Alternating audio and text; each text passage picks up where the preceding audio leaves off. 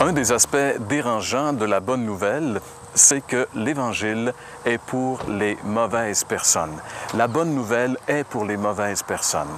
Quand Jésus a été crucifié il y a 2000 ans, il s'est retrouvé au beau milieu de deux bandits. Ça peut nous paraître étonnant, mais 7 siècles avant que Jésus vienne, le prophète Ésaïe avait prophétisé que Jésus, comme on peut le lire maintenant dans le prophète Ésaïe, chapitre 53, Jésus a été mis au nombre des malfaiteurs.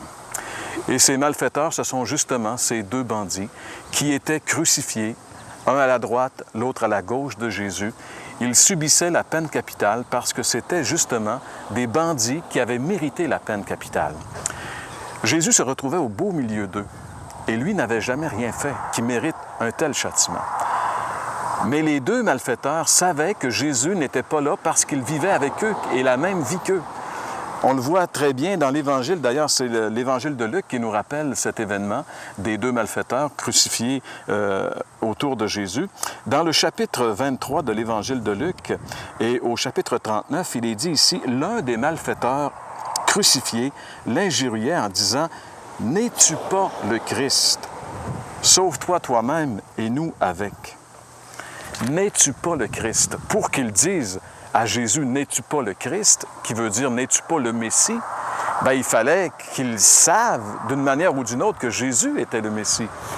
Et comment le savait-il? La Bible ne le dit pas, mais la Bible dit qu'au-dessus de la tête de Jésus, on avait mis la raison pour laquelle on l'avait crucifié, et c'était écrit « Celui-ci est le roi des Juifs ». Et comme ces deux bandits étaient des Juifs, ils savaient probablement que le Messie devait être le roi des Juifs, le roi attendu, celui qui allait prendre la place de David. Et alors qu'ils étaient sur la croix, ils reconnaissaient que Jésus au milieu d'eux était le Messie, parce qu'il dit « N'es-tu pas le Messie? » Mais il semble que celui qui dit cette parole-là ne le dit pas avec une foi pour se confier en lui, mais il le dit pour que, si t'es le Messie, bien, descends de la croix, puis qu'on descende avec toi, puis qu'on continue à vivre notre vie. Et Jésus n'était pas venu là pour ça, il était venu vraiment pour mourir et porter nos péchés. Mais un des deux semble avoir reconnu cet aspect du Messie souffrant et du Messie qui meurt pour lui. Il dit, on peut lire ensemble au verset 40, il est dit, « L'autre le reprenait et disait, « Ne crains-tu pas Dieu, toi qui subis la même condamnation? » Ne crains-tu pas Dieu? C'est comme si ce malfaiteur avait reconnu en Jésus la personne de Dieu. Bien, c'est sûr qu'en tant que Juif, il devait se douter que le Messie qui allait venir, c'était Dieu, qui allait venir lui-même sauver son peuple. Mais il ne pouvait pas peut-être saisir que pour sauver son peuple, il fallait qu'il porte sur la croix la condamnation des péchés de son peuple. Mais ce malfaiteur semble avoir été touché par l'Esprit de Dieu. Peut-être qu'il a reconnu dans la façon dont Jésus a réagi à ses bourreaux lorsqu'il a prié pour eux, de la façon dont Jésus réagissait devant toutes ces tortures, devant les horreurs de la croix, le calme qui émanait de lui, même dans cet instant terrible, ça a certainement touché le cœur de cet homme qui a dit « Lui n'a rien fait de mal.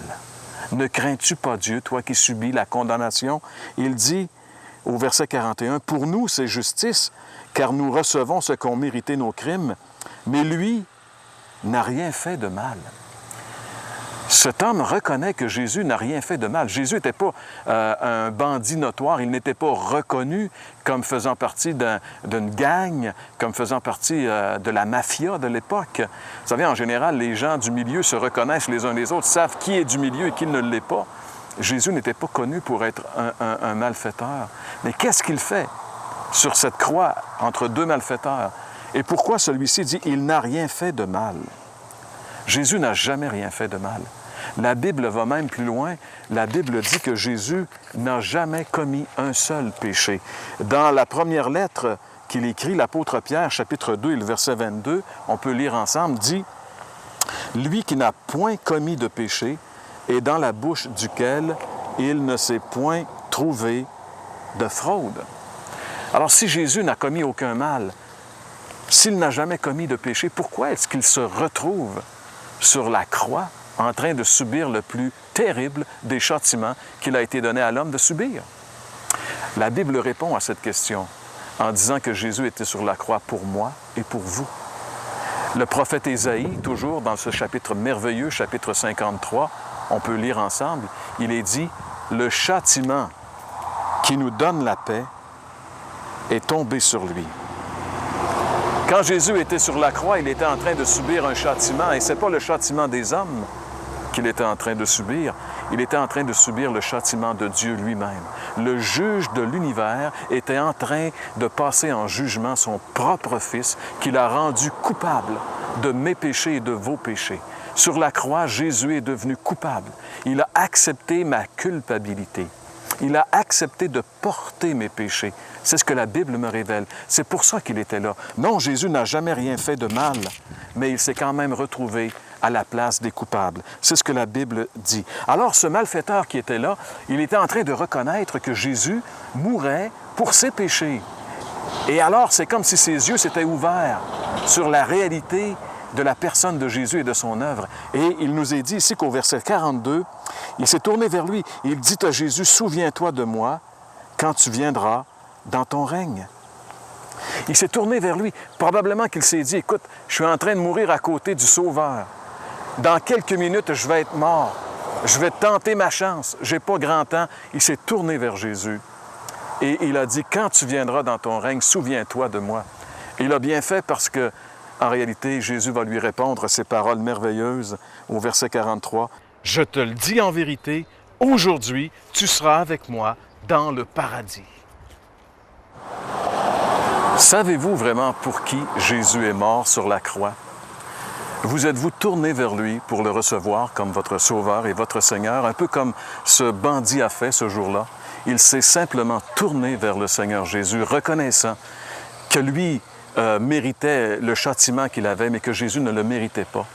Et il s'est tourné vers lui en lui disant « Souviens-toi de moi ». Le Seigneur lui a dit « Aujourd'hui, tu seras avec moi dans le paradis. » Savez-vous où vous allez être au moment de votre mort? Êtes-vous certain de l'endroit où vous allez passer l'éternité? La Bible dit qu'il n'y a que deux endroits possibles après la mort, le ciel ou l'enfer. Mais la Bible dit que par nature, on est tous sur le chemin qui nous mène vers l'enfer. Si nous voulons passer l'éternité dans le ciel, il nous faut faire exactement comme ce bandit sur la croix, nous tourner vers le Seigneur Jésus et l'inviter dans notre vie comme notre Sauveur et notre Seigneur. Et nous allons entendre la même chose que cet homme a entendu de la bouche de Jésus. Aujourd'hui, tu seras avec moi dans le paradis. Le Seigneur va nous donner une certitude qu'au moment de notre mort, nous serons avec lui pour l'éternité, dans sa présence, dans la félicité du ciel. Mais pour cela, mes amis, nous devons reconnaître que nous sommes une mauvaise personne, que nous sommes pécheurs et que Jésus, lui, n'a rien fait de mal, mais que sur la croix, il a porté nos péchés afin qu'en croyant en lui, nous puissions avoir la vie éternelle. Notre prière à l'heure de la bonne nouvelle, c'est que chacun de vous qui écoutiez cette émission aujourd'hui, vous puissiez vraiment vous tourner vers le Seigneur Jésus et l'inviter comme votre sauveur personnel.